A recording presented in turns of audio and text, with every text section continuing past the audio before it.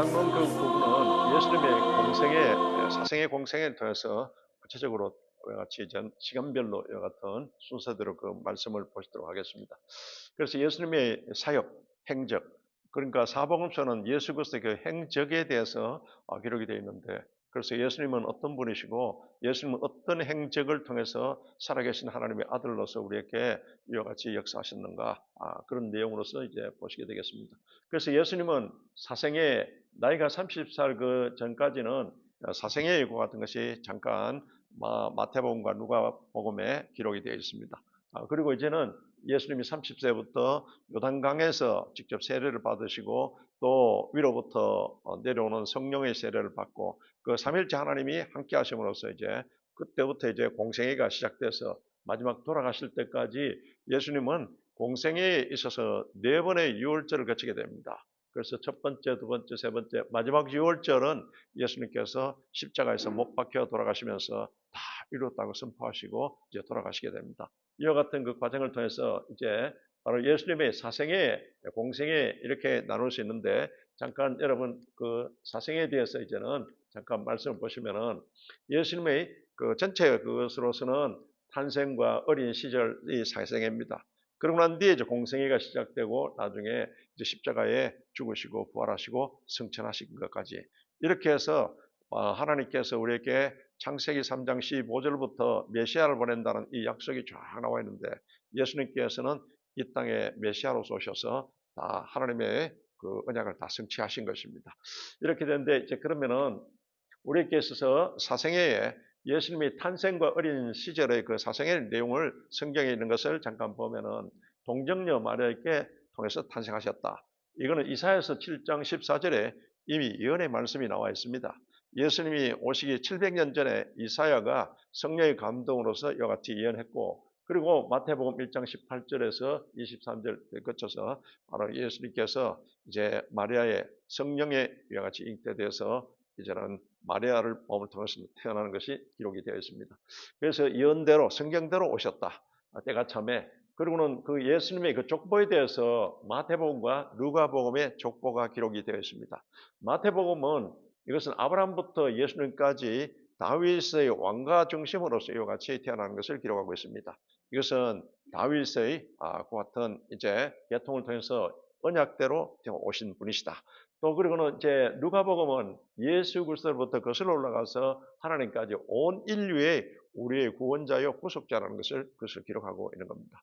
그러니까 마태복음은 주로 유대인들에게 대상으로 이와 같이 쓴 복음이기 때문에 유대인들은 다윗의 자손으로 통해서 메시아가 오신다.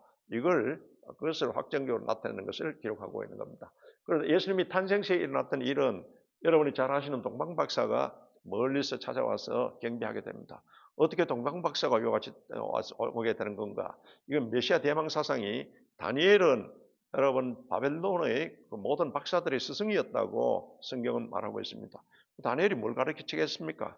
다니엘은 메시아 대망 사상을 계속 가르쳐야 되고, 이게 그 지방의 바벨론 지방 그에서 전승되고 전승돼서 그래서 이제 세 명의 그 동방 박사들이 나중에 성령의 감동으로서 성령의 인도함을 따라 비열을 따라왔다는 것은 성령의 인도함을 따라 이렇게 찾아오게 되고 예수님을 경배했다는 것을 나타내고 있습니다. 동방 박사들이 예수님께 경배하면서 세 가지 예물을 드리지 않습니까? 그 금이라는 것은 이것은 왕적인 것, 당신은 우리의 왕이라는 것을 상징적으로 나타내고 있습니다.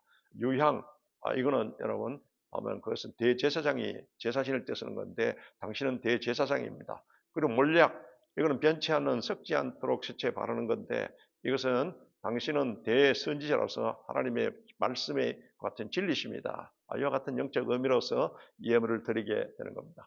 이렇게 해서 동방 박사들이 이제 그 경배하고 난 뒤에, 그러고 난 뒤에 시몬이라는 사람이 그는 경건한 사람이고 또 성령의 그 같은 바로 기름 부음을 받은 자라고 성경에 나와 있습니다. 그래서 성령의 감동에 의해서 예수님을 이제는 그렇게 오실 것이다 이렇게 기다리는 차에 나중에 만나게 되었다는 겁니다. 성전에 아기 예수를 같이 이제 그 결례 의식에 따라서 같이 아기를 데리고 왔을 때, 그때 안나는 바로 선지자라고 나와 있습니다. 이 선지자가 그 주님의 있고 같은 것을 계속 대망하면서 기다리고 있다가 마침내 만나게 되어서 기쁨으로 맞이하는 것 같은 것이 나와 있습니다. 이렇게 해서 이제 예수님은 탄생은 베들레헴의 마구간에서 이와 같이 탄생했는데 아주 낮고 비천한 이와 같은 곳에 예수님은 낮은 것 같은 자로서 오셨다는 겁니다. 그래서 이제 예수님을 나중에 헤롯 왕이 죽이려고 나중에 동방박사들에 의해서 쏘았다고 생각합니다. 나중에 아기 예수를 즉 메시아를 경배하고 난 뒤에 내한테 와서 알려달라고 어디서 태어나는지 했는데 성령께서 동방박사들이 그 헤롯 왕에게 가지 않고 피해서 가라고 했습니다.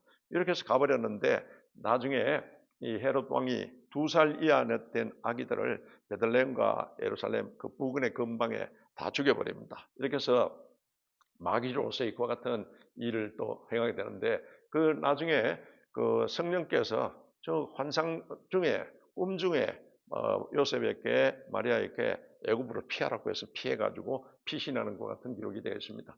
그래서 예수님은 태어난 지 8일 만에 할례를 받으시고 유대인들의 그 같은 이제 하나님께서 할례를 하라고 명하신 것에 따라서 예수님께서는 그대로 다 말씀을 다 성취하시는 겁니다.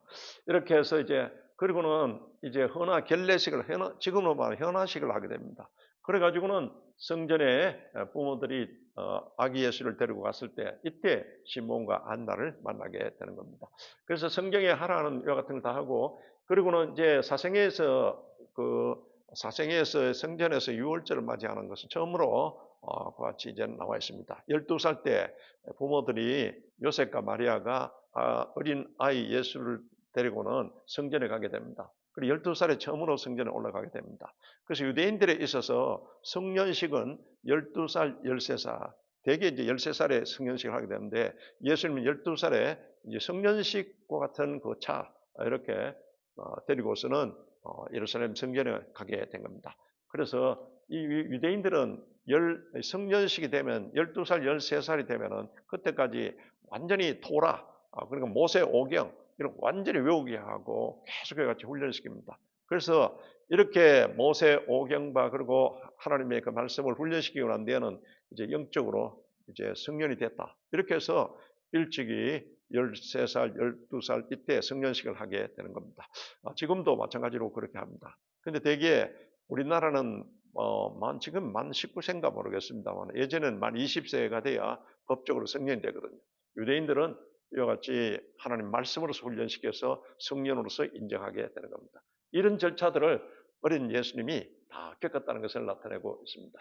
그래서 이제 예수님의 사생에는 예수님의 조금 전에 말씀드렸던 그 같은 예수님의 족보가 기록되어 있는데 이것은 요셉의 족보는 그러니까 아버지의 족보는 쭉 기록이 되어 있는데 솔로몬의 후손입니다. 다윗의 아들 솔로몬의 후손이 바로 이제 요셉 족보가 쭉 기록이 되어 있고 마리아 족보가 되어 있는 것은 이것은 다윗의 아들 나단 선지자가 아니고 다윗의 아들 나단입니다. 그러니까 전부 다윗의 이와 같은 후손이라는 것을 요셉 쪽이나 마리아 쪽이나 다 이와 같은 것을 나타내고 있는 겁니다. 그래서 이제 모든 다윗의 이 후손을 통해서 메시아가 온다는 것이 다 성취했다는 그것을 족보를 기록하면서 나타내고 있는 겁니다. 그래서 예수님이 탄생했을 때 대헤롯 왕이 나중에 대헤롯 왕은 또 어떤 족속인가? 이건 에서의 후손입니다. 에서, 에돔, 이두메 똑같은 같은 후손이거든요.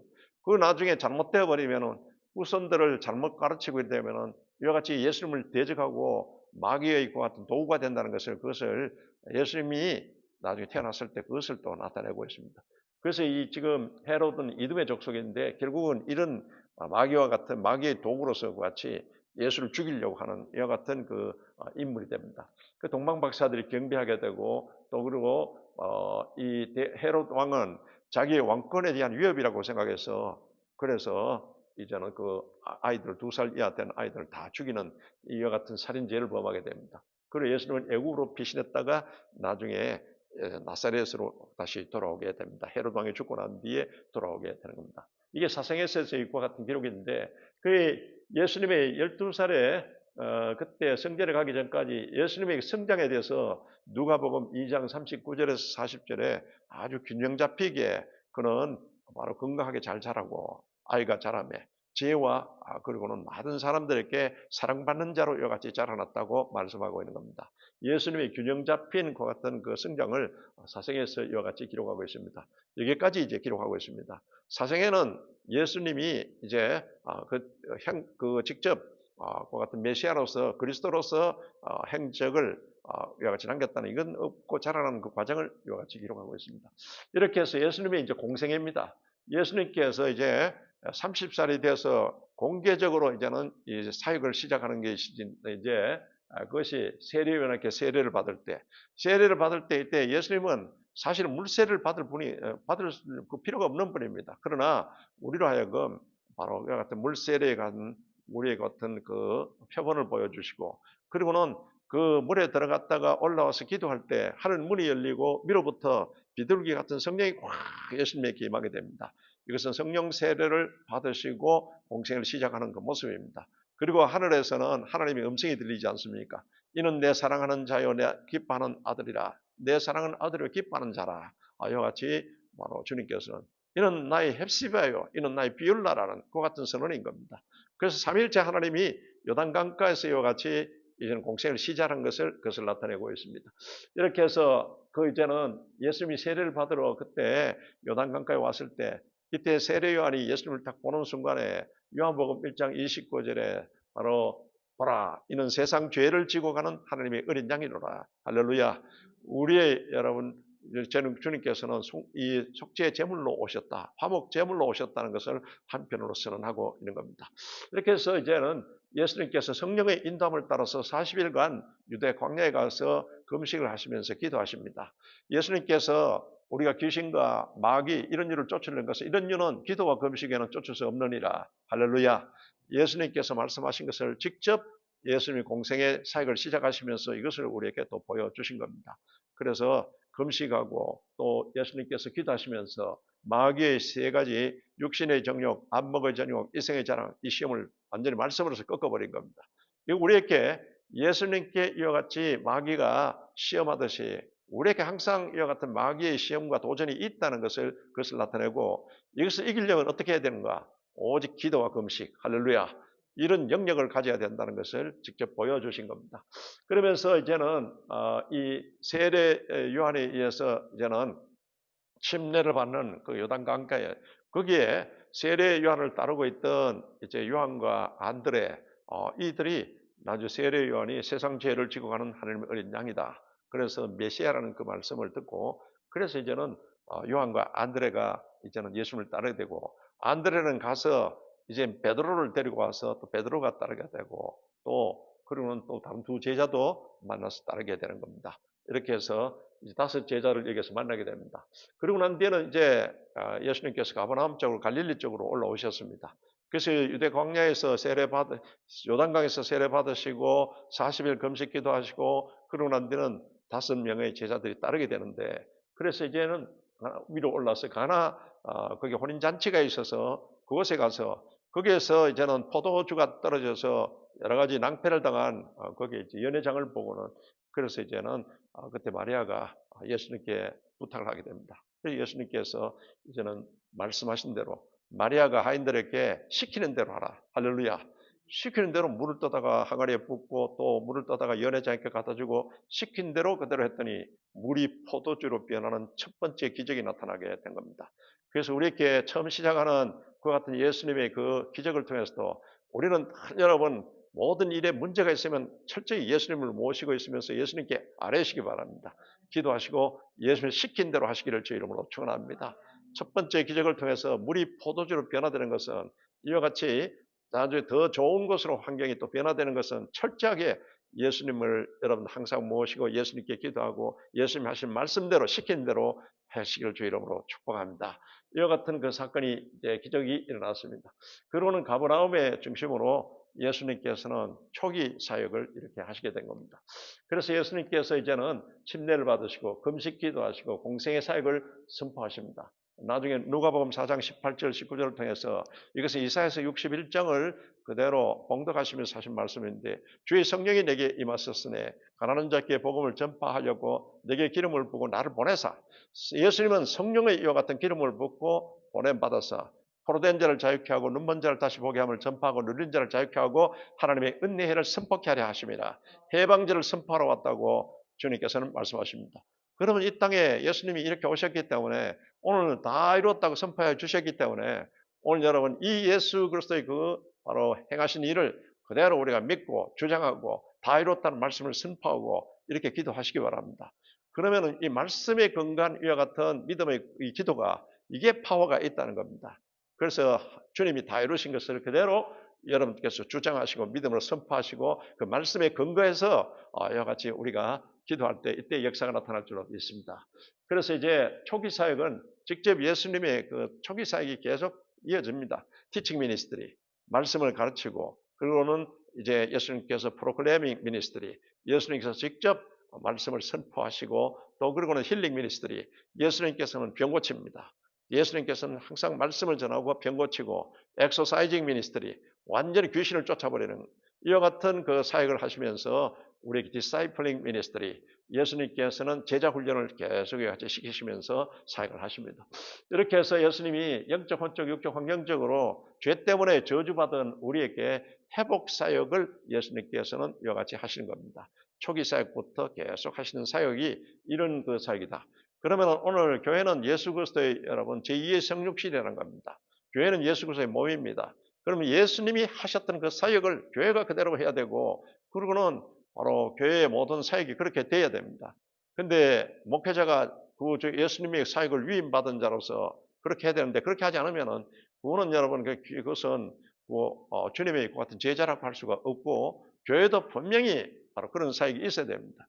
그런데 오늘날 예수 이름을 또 기도하고 병 고치고 귀신을 쫓아버리는 이걸 무슨 무당이 하는 것 같이 그같이 취급하는 그 같은 잘못된 견해를 가진 분들이 있습니다. 그거는 예수님이 하셨던 사역을 그대로 위임시켜 주신 것이 교회입니다. 그대로. 교회는 예수님이 하셨던 사역을 그대로 해야 됩니다. 그래서 여러분도 나가서 이제는 예수 그리스도의 제자로서 예수 이름으로서 기도하고 예수님을 선포하고 여러분이 또한 믿는 자께 표적이 따르니 이거는 일반적으로 여러분 십자가 예수, 부활의 예수를 믿으면은 믿고 난 뒤에 선포하고 기도하면은 또 주님의 힐링 역사가 나타납니다. 그대로.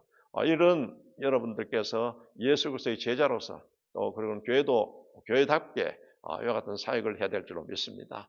여러분 기도하고 이렇게 하셔야 된다는 겁니다. 그래서 예수님의 이 모든 초기 이 생적 사역은 예수님이 누구신지 그 알리는 사역이었습니다. 예수님이 누군지 예수님이 여기 왔다 금방 십자가에 못 박혀 돌아가면 누가 누군지 모르지 않습니까? 그래서 하나하나 그와 같은 행적은 예수님이 누구신지 그것을 증거로서 보여주시는 그와 같은 사역이었다. 그래서 나중에 예수님이 공생의 3년 중에 그 전반부 중반기를 지나서 후반기에 들었을 때 그때 가이사랴 빌립보 지방에 이르렀을 때 예수님께서는 사람들이 나를 누구라 하더냐 너희는 나를 누구라 하냐 이와 같이 예수님께서 물었습니다. 중간 점검입니다. 여러분 시험 우리 칠 때 중간고사 있지 않습니까? 그와 같이 예수님께서 물으신 겁니다. 이때 베드로가 즉각적으로 성령의 감동으로서 주는 그리스도시요 살아계신 하나님의 아들이십니다. 할렐루야. 너무나 정확한 이와 같은 고백을 했습니다. 우리도 여러분 정확한 고백을 통해서 믿음을 마음으로 입으로 삶으로 이와 같은 고백이 나타나야 될 줄로 믿습니다. 그런데 그와 같은 고백이 나타나는 것은 성령의 능력이 없으면 아무리 입으로 지식적으로 알고 있더라도 여러분 저같이 우리가 주님이 나의 주인이 되시고 그리스도가 되시고 살아계신 하나님의 아들이 되는 이와 같은 것이 우리가 자꾸 미약합니다. 여러분 칭찬받던 베드로가 나중에 예수님이 잡혀가서 가이사랴 나중에 이제는 대제사장 가야바의 대제사장 뜰에서 여러 가지 이제는 고통을 받으실 때 이때 같은 무리라고 같이 했을 때 모른다고 부인하지 않습니까? 나중에는 나는 저주까지 하면서 저런 사람 모른다고 같이 그렇게 했습니다. 그러고 난 뒤에 나중에 막 눈물 흘리면서 회개하게 되지 않습니까? 왜 칭찬받았고 주 예수 그리스도라고 고백했던 베드로가 저렇게 되느냐? 영적인 지식은 있을 때 영적 능력이 없기 때문에 우리도 여러분 영적 지식은 있는데 성령의 이와 같은 영적 본능이 없으면 얼마든지 베드로처럼 배반할 수 있다는 것을 나타냅니다. 그렇기 때문에 여러분 성령 세례 받으시고 지속적으로 성령 충만하시기를 주의 이름으로 축원합니다. 영적 지식과 영적 능력이 있어야 된다는 그것을 나타내고 있습니다. 이렇게 해서 이제 예수님의 이와 같은 이제 공생의 사역을 첫 번째 이제 유월절 예수님께서 이렇게 맞아서 공생의 첫 번째 유월을 맞았을 때 예루살렘을 방문하게 됩니다. 예루살렘을 방문하게 되어서 그래서 이제 성전을 예루살렘에 딱 방문하자마자 성전 청결 사건이 예수님의 공생에서 두 번 나옵니다. 제일 처음으로 6월절 때 그 예루살렘을 방문했을 때 이때 너무 지금 성전이 지금 재물이라든지 이런 것들을 전부 이제 그 성전 뜰에서만 사게 돼 있고 바깥에서 사오는 것은 전부 재물을 이게 검색할 때 불합격시켜 버리고는 그래가지고는 그 나중에 그 모든 차액들을 대제사장이 또 받게 되고 이러니까 막 성전이 엉망이 되어 있습니다. 그래서 예수님께서 완전히 엎어버리고 쫓아내버리고 그리고는 정화시키는 사건이 나와 있습니다. 그러고는 성전에서 예수님이 말씀을 전가하는데 권세 있는 말씀을 탁 전가하게 됩니다. 그리고 많은 사람들이 저 말씀에 권세가 있다고 하면서 놀라게 됩니다. 그리고는 말씀의 권세뿐만 아니라 예수님께서 거기에서 많은 이적들을 나타내십니다. 기사와 이적을 나타냅니다. 그래서 사람들이 정말 깜짝 놀라요. 저 사람이 누구냐? 이와 같은 일들이 일어나게 됩니다. 예수님은 누구냐? 그 첫 번째 6월절 예루살렘을 방문했을 때 이런 일이 8개월 동안 예수님께서 예루살렘에 머물고 계시면서 말씀을 전하고 그리고는 말씀에 따르는 그 같은 기사와 이적들을 병고침이 있고 또 그 같은 것을 나타내게 되는 겁니다. 그래서 예수가 하나님으로부터 온 자라 이런 생각을 갖게 됐다. 이래서 사내들인 공의의 회원했던 니고데모가 이제 찾아오는 것이 니고데모가 그 같은 고백을 하지 않습니까? 그래 이와 같은 이제 8개월 동안 머물면서 이런 일들이 있게 된 것을 기록하고 있습니다. 그래서 니고데모는 사내들인 공회 지금으로 말하면은 그 종교 국회에 해당하는 아주 그 유대인들 사이에서는 아주 식자입니다.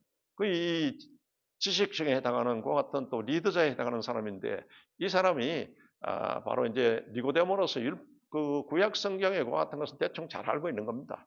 그런데 아무리 지식이 있더라도 영적으로 계속 시달리기 때문에 그래서 예수님이 하는 그 모든 이제는 그 사역을 봤을 때 말씀의 권세가 있고 거기에 따른 이적도 나타나고 이러니까 한밤에 딴 사람의 눈을 피해서 예수님을 찾아오게 되는 겁니다. 찾아와서 이제는 예수님에 대해서 당신이 하신 일을 볼 때 위로부터 내려온 분이 아니면 그렇게 할 수 없다는 것을 고백할 때 예수님은 전곡을 찔러버립니다. 네가 지금 거듭나지 못했기 때문에 지금 영적으로 시달리고 있다는 겁니다. 그래서 요한복음 3장 3절 5절을 통해서 네가 물과 성령으로, 물은 하나님 말씀입니다. 하나님 말씀과 성령으로 거듭나지 않으면 하나님 나라를 볼 수도 없고 들어갈 수도 없다고 예수님께서 딱 지적하신 겁니다.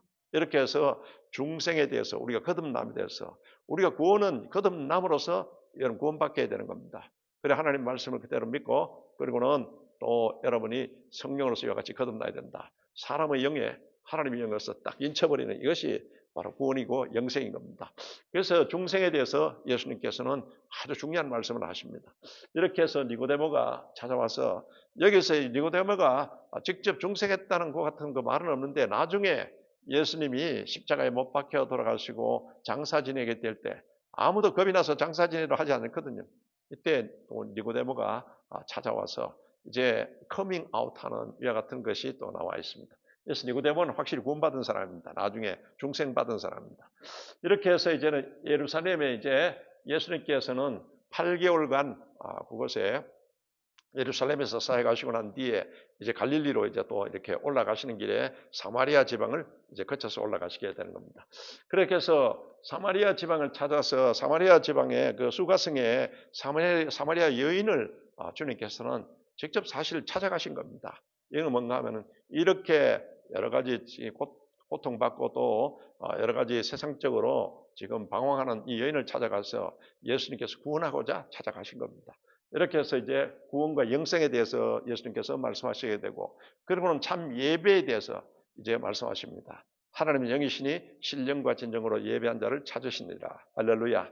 그래서 참 예배에 대해서 예수님께서 말씀하십니다.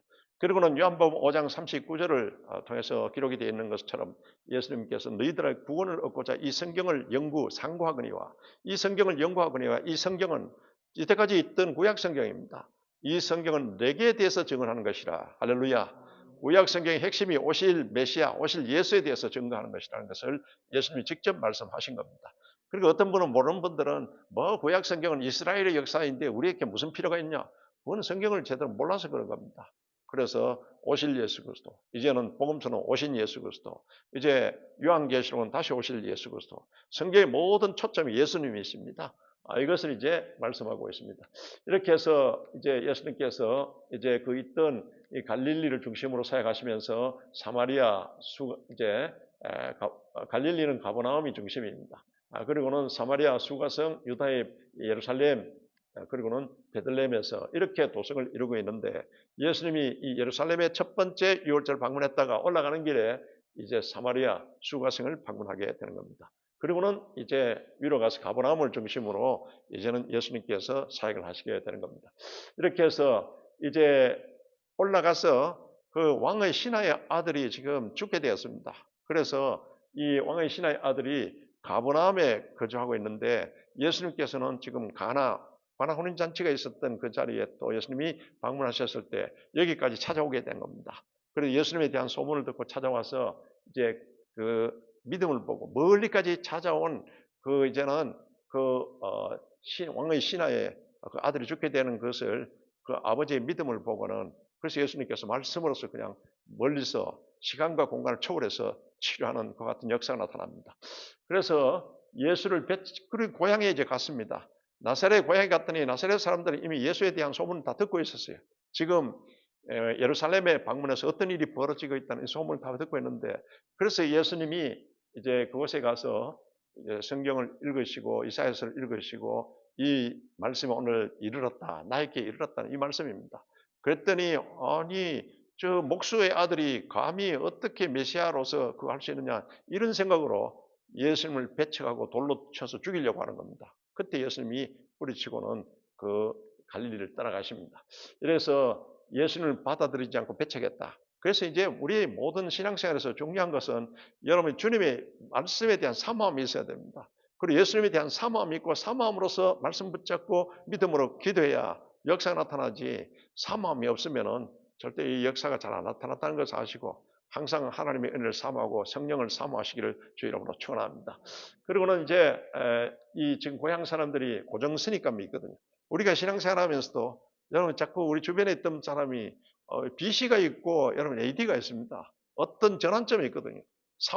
바울이 되는 것도 다메섹 도상에서 전환점이 있지 않습니까?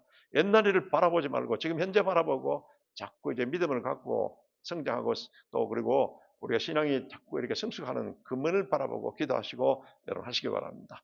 이렇게 해서 예수님은 가버나움에서 직접 이제 그곳에 가서 복음 사역, 갈릴리 지방의 중심 도시가 가버나움입니다. 그것의 중심으로서 예수님은 사역을 하시게 되는 겁니다. 그래서 그곳에서 이제 갈릴리 바닷가에 고기 잡고 있는 베드로, 요한을 찾아가십니다. 원래는 요단강에서 만났잖아요. 만났는데 따라다니면서 뭐 파타임 비슷하게 이렇게 따라다니다가 어떻게 된 건지 다 고기 잡으러 가버린 겁니다. 찾아왔습니다. 한 마리도 고기를 못 잡았습니다. 밤새도록. 왜 그렇습니까? 사명을 저버리고 가면은요, 빈배가 된다는 것을 여기에서도 나타내고 있는 겁니다.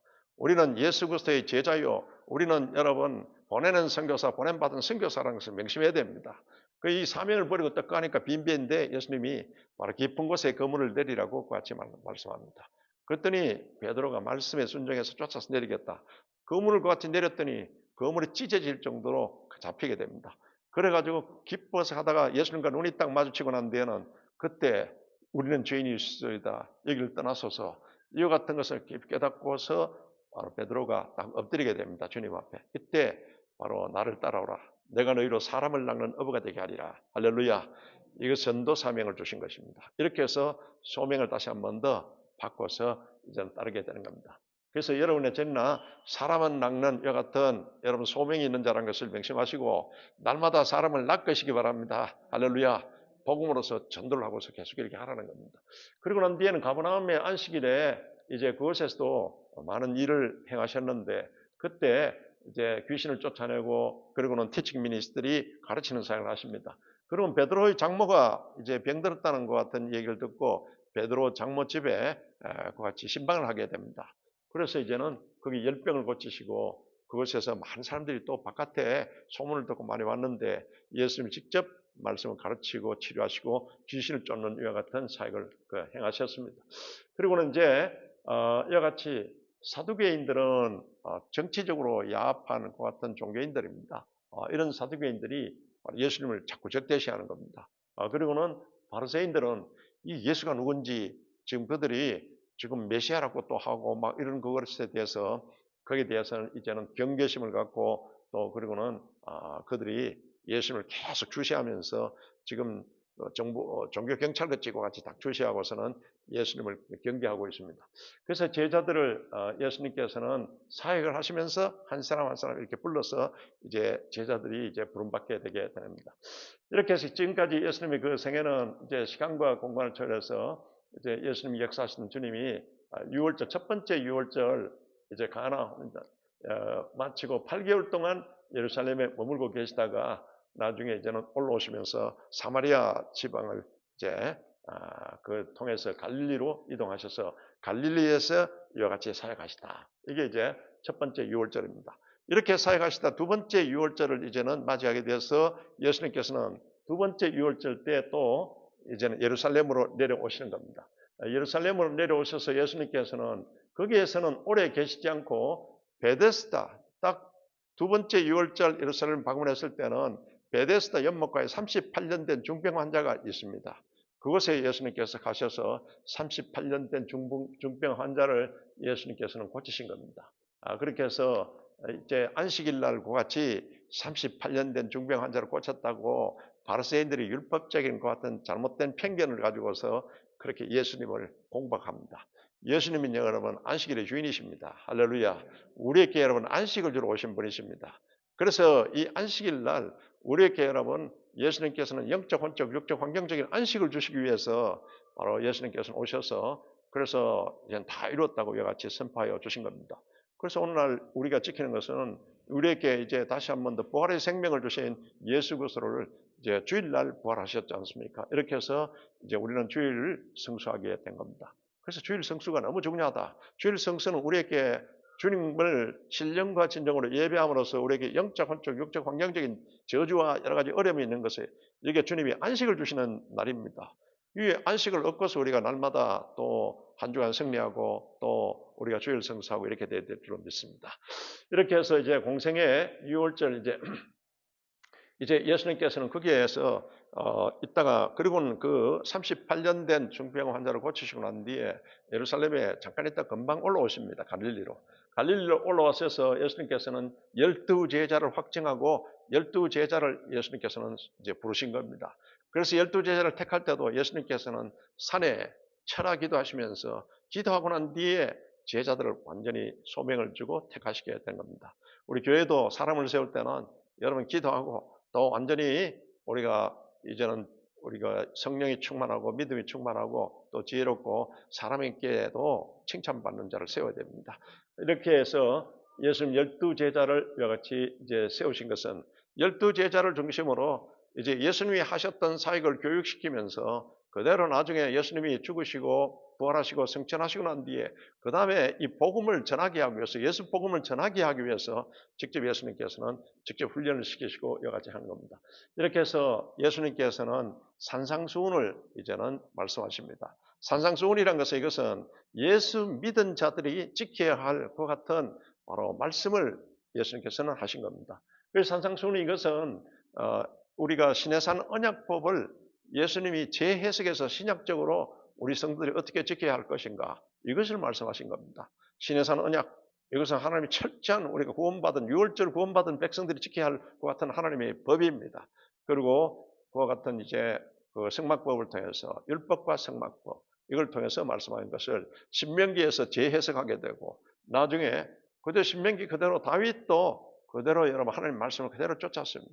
신해산 언약법을 지켰다는 겁니다. 선지자를 통해서도 너희들은 반드시 신해산 이 언약법을 지켜야 된다는 거예요. 그걸 계속 주지시키는 겁니다.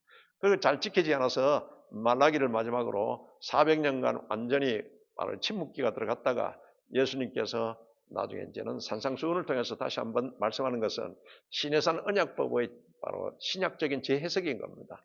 이것을 예수님께서 하시면서 마태복음 6장 33절 너희는 먼저 그의 나라와 그의 의를 구하라. 할렐루야. 이걸 가장 철칙으로 같이 말씀하신 겁니다.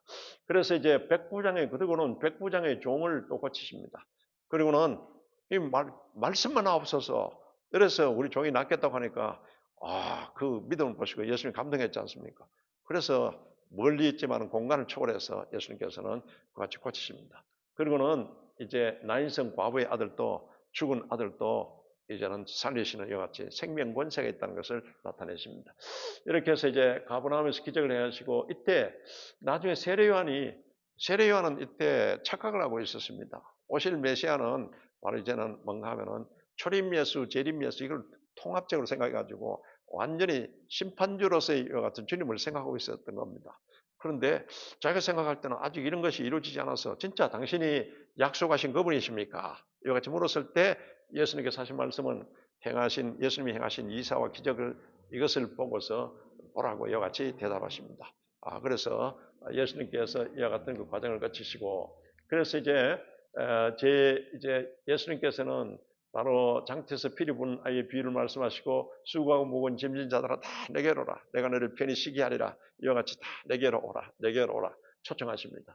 그때 가버나움에 한 죄가 있었던 여인이 죄 사함을 받고 난 뒤에 큰 은혜를 받았습니다. 이렇게 해서 예수님이 계신 자리에 와서 이 도유 사건이 있습니다. 예수님의 그 공생에서 3번의 도유 사건이 있습니다. 이렇게 있고 또 나중에는 이제 예수님께서 종료주일 날 바로 그때 직전에 토요일 날 그때 나사로의 누이 동생인 마리아가 오빠를 살려주신 것에 대해서 너무 감사해서 도유 사건이 있습니다.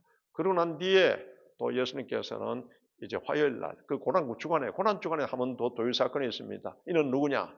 이는 막달라 마리아라고 같이 해석들을 하고 있습니다. 그 귀신이 들렸다가 나중에 그 예수님이 저는 치유해 주시고 이렇게 감사해서 이같이 저는 도유한과 같은 사건이 이제 기록되어 있습니다. 이렇게 해서 이제 귀신들 들려 눈멀고 병든 자를 예수님께서 고치십니다. 이렇게 해서 이제 서기관들과 바리새인들이 예수님께 표적을 구하는데 예수님께서는 그와 같은 이제 요나의 그 같은 고래 안에 그 3일 그 표적 위에는 너희들 보여줄 것이 없다고 이와 같이 할 만할 정도로 이들은 계속 어긋지게 같이 하고 있습니다. 그래서 비유 말씀하시고 바다를 잔잔케 하시고 그드라 지방에 그 귀신을 쫓아내시고 그리고 이제는 마태가 나주 지나가다가 가버나움에 있는 거기에 마태가 세리로서 있는 것을 보고 나를 따라오라 했더니 그때 세리로서 여러 가지 영적으로 많이 시달리고 있었던 거예요. 그래서 이제는 즉각적으로 딱 예수님을 따르게 됩니다. 그리고 난 뒤에 혈루증 여인이 또 바로 이제는 야이로 혈루증 여인을 이제 또 고칩니다. 중간에. 또 그리고는 야이로 해당장의 그 딸을 또 살리는 그 같은 이제는 그 주님의 그 같은 이적이 나타나 있습니다. 이렇게 해서 예수님께서 이제 갈릴리 사역을 중심으로 계속해 나가는데 이제 공생의 3번째 유월절이 다가오게 되는 겁니다. 3번째 다가왔을 때 이때는 예수님께서 예루살렘에 내려오지 않습니다. 계속해서 오병이어의 기적이 있었던 그 같은 베세다 광야에서 예수님께서는 그곳에 머물고 계시는 겁니다. 그러니까 예수님께서 이제 베세다 광야에 있을 때 이때가 3번째 공생의 그 유월절 시기입니다. 이때 예수님께서는 이제 오병이어를 통해서 직접 초자연적인 것 같은 기적을 나타내십니다. 그런데 이 오병이어의 것 같은 기적에 대해서 요한복음을 통해서 나타낸 것은 예수님 자신을 그것을 나타냅니다. 예수님 자신이 바로 보기에 오병이어 같이 바로 보잘것없는 것 같습니다. 그러나 예수님 자신이 바로 생명의 떡으로서 오신 예수님이십니다. 이 예수 그리스도를 그대로 영적으로 받아들이고 100% 받아들이는 자에게는 바로 영적인 오병이어의 기적이 일어난다는 그것을 예수님께서 나타냅니다. 그래서 이제 예수님께서 그 오병이어의 그 참 뜻을 직접 예수님께서 말씀하신 겁니다. 그리고 우리가 육적으로 먹는 것만 생각하지 말고 영적으로 먹는 것, 영적으로 우리가 받아들이는 그것을 얘들이 바로 생각해야 된다는 그것을 예수님께서 교훈하신 것입니다. 이렇게 해서 이제 바다 위를 걸으신 이와 같은 또 사건, 그 이적과 수로보니게 여인이 바로 이제는 나중에 간절히 간구함으로써 자기 딸이 이제는 고침받는 그 같은 사건이 있습니다.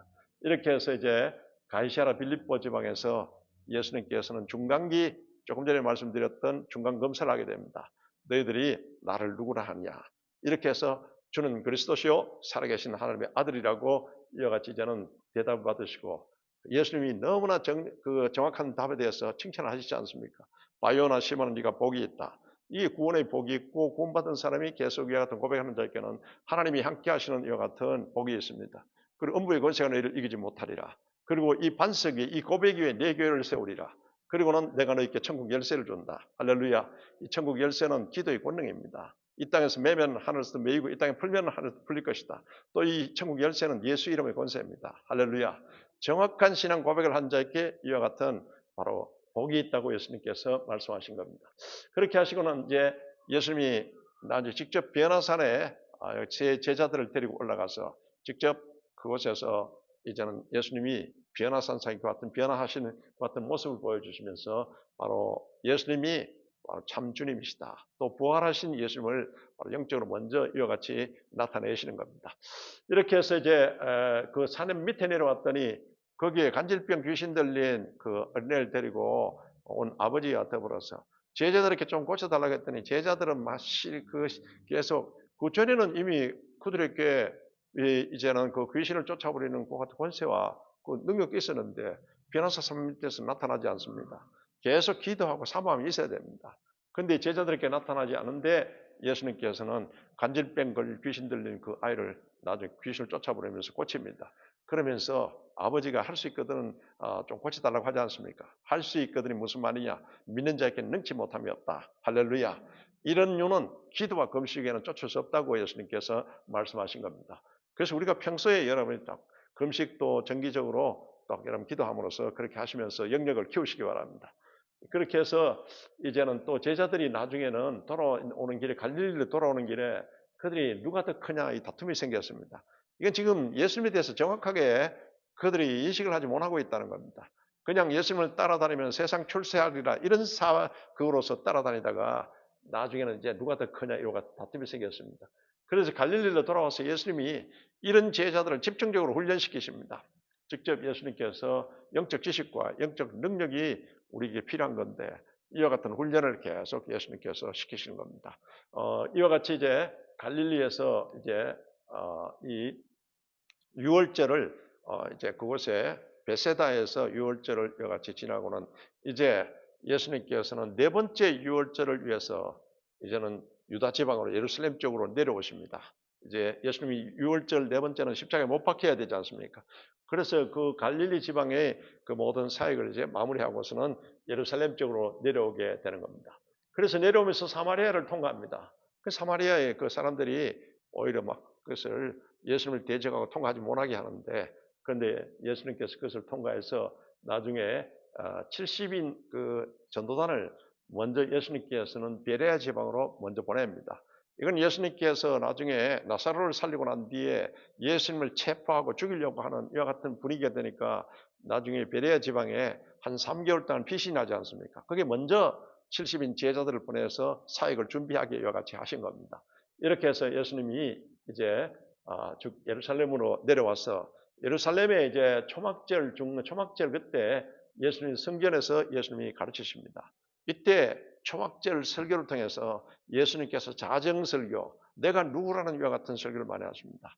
예수님 나는 세상의 빛이다. 나는 또한 생명의 떡이다. 나는 또한 이 양의 문이다. 나는 선한 목자다. 나는 이제 포도나무요. 나중에는 이제 그 설교를 또 와가다락방에서 하시게 됩니다만 나는 포도나무여 너희는 가지다. 나는 또 이제는 그 예수님 길이요 진리요 생명이다.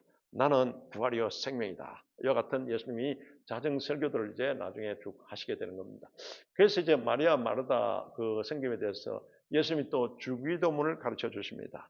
예수님이 하신 사역은 기도하고 난 뒤에 계속 기사와 이적을 행하시고 이런 모습을 보고 제자들이 우리에게 기도를 가르쳐 달라고 할 때 예수님께서 주기도문을 가르쳐 주십니다. 이 주기도문은 정확하게 여러분이 믿음으로써 고백하면요. 굉장한 이게 권능이 있는 것 같은 기도입니다. 하나님이 우리에게 하라 하고 하신 기도, 성막 기도입니다. 예수님이 우리에게 하라 하는 기도, 이건 주기도문입니다. 그걸 아시고 여러분들께서 딱 그 주기도문 할 때 그냥 건성으로 도르륵 막 이렇게 하지 마시고 하나하나 의미를 새기시면서 믿음으로써 고백하시기 바랍니다. 이렇게 해서 예수는 누구인가에 대한 문제 속에서 그는 이제 하나님으로 왕으로 메시아로 왔다는 것을 이제 예수님께서 하나하나 증거해 나가시는 겁니다. 이렇게 해서 이제 예수님의 이와 같은 이제 공생의 네 번째 유월절을 향해서 예루살렘 쪽으로 오셔서 예수님께서 수장절 또 그리고는 그 장막절 때 그 같은 이제 설교를 하시게 되는 겁니다. 그래서 예수님이 수전절 때 이때 이제 그 성전에서 목자 양에 대한 설교를 하시고 또 그리고는 그때쯤 돼서 죽은 나사로를 살리시게 되는 겁니다. 죽은 나사로를 살리는 것도 이때 예수님께서 나는 부활이요 생명이니 나를 믿는 자는 죽어도 살겠고 무릇 살아서 나를 믿는 자는 영원히 죽지 아니하리니 내가 믿느냐? 여러분 믿습니까? 믿으면은 요한복음 11장 40절에 하나님의 영광을 보리라 하지 않았느냐. 이 부활이요 생명이신 예수를 믿는 순간에 우리에게 하나님의 쉐키나 영이 쫙 임재하여 주십니다. 이것을 예수님께서 직접 죽은 나사로를 살리시면서 갑니다. 그랬더니 이제 제사장 무리들이 예수님에 대해서 체포령이네. 큰일 났다. 자기들의 기득권이 이제는 손상당할 위험에 있으니까 예수님에 대한 체포령과 그리고는 예수를 따르는 자들에 대해서 출교령을 내립니다. 그래서 예수님이 잠시 지금 베레아 지방 에브라임 쪽으로 잠시 피신합니다. 아직까지 6월절이 한 3개월 정도 남아있기 때문에 그와 같이 한 겁니다.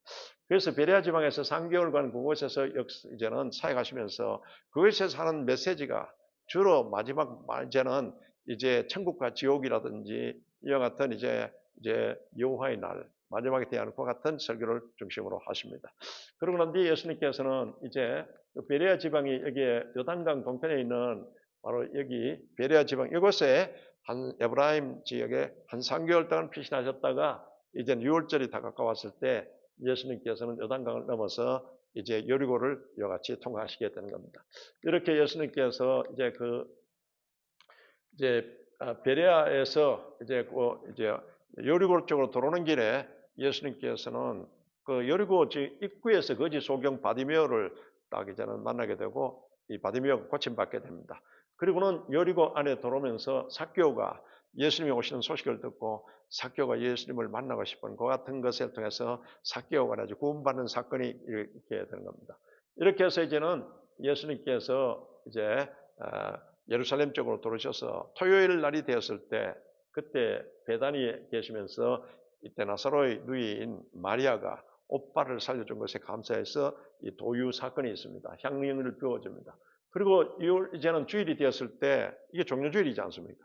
이때 어린 나귀 새끼를 타고서 들어오십니다. 이건 이미 스가랴에서 예언되었던 그대로 성취해서 이제 평강의 왕, 겸손한 자로서 여러 가지 평화의 왕으로서 주님께서 들어오십니다. 이런 이제 과정을 거쳐서 이제 예수님께서 주일날, 종료주일날 도착해서 이 예루살렘 성전에 먼저 들어가 보십니다. 들어가 보니까 엉망이거든요. 그래서 다음날 예수님께서는 월요일날, 고난주간 월요일날 성전에 들어가셔서 완전히 성전 정화식 사건을 같이 일으킵니다.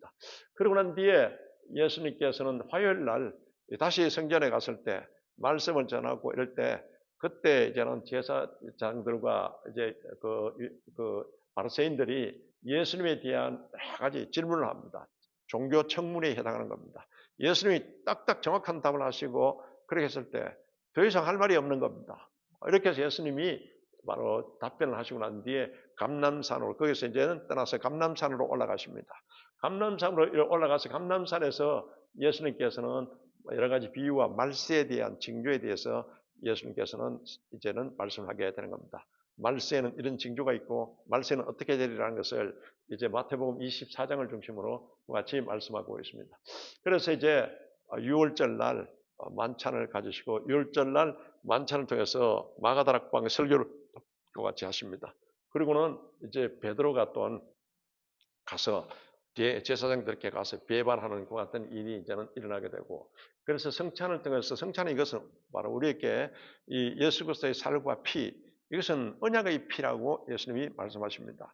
그래서 이 언약의 피를 전하라고 이와 같이 했고 또 사도 바울도 고린도전서 15장을 통해서 직접 또 그와 같이 말씀하고 있습니다.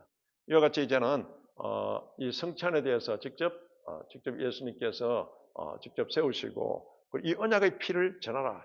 여러분 예수 그리스도의 피는 언약의 피입니다. 그 예수 그리스도의 언약의 피는 어떤 것이냐? 이 예수 그리스도의 보혈에는 10대 권능이 있다는 것을 성경에서 말씀하고 있는 겁니다.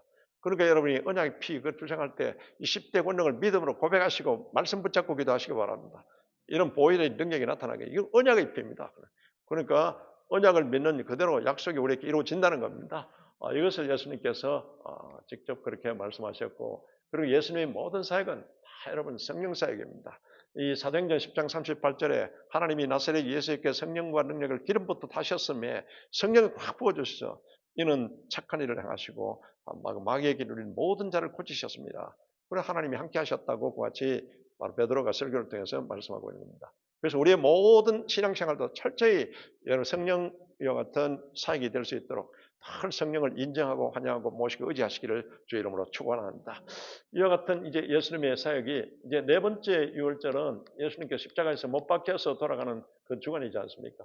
그래서 빌라도의 재판을 받고 이제는 십자가에서 돌아가시게 됩니다. 이제 십자가에서 요한복음 19장 30절에 다 이루었다. 하나님이 메시아에 대한 것 같은 구약의 예언들을 이제는 다 이루었다.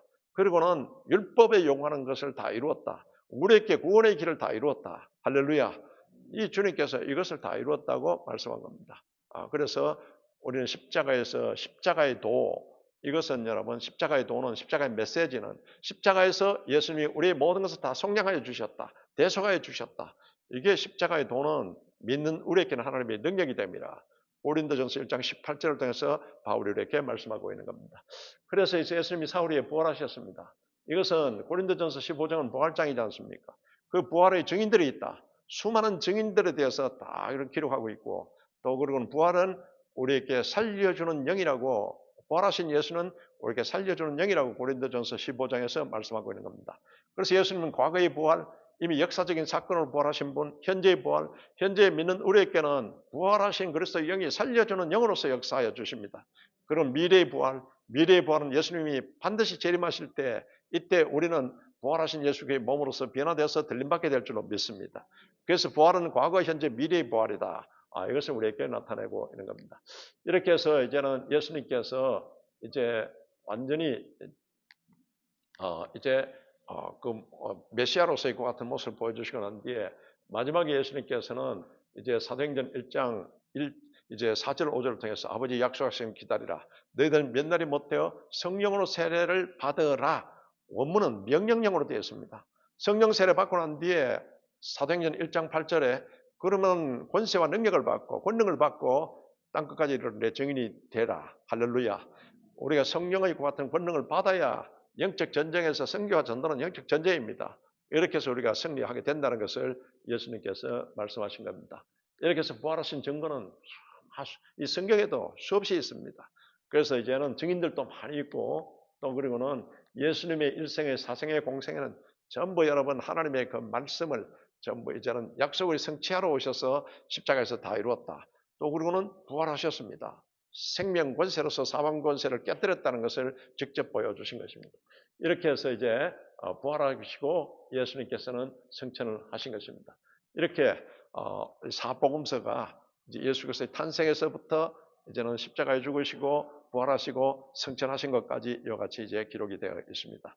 이제 사복음서 예수 그리스도의 행적을 통해서 여러분 기도하실 때는 이것은 시간과 공간을 초월해서 오늘 지금 현재 기도하고 있지만은 기도할 때는 시간과 공간을 초월해서 예수님이 있었던 사역의 현장에 그대로 들어가셔서 그 말씀을 그대로 예수님께 듣는 것 같은 자세로서 여러분이 말씀 붙잡고 기도하시기 바랍니다. 이럴 때 여러분 강력한 역사가 나타난다. 주님은 우리에게 여러분 히브리서 13장 8절의 말씀처럼 예수 그리스도는 어제나 오늘이라 영원토록 동일하시느니라. 할렐루야.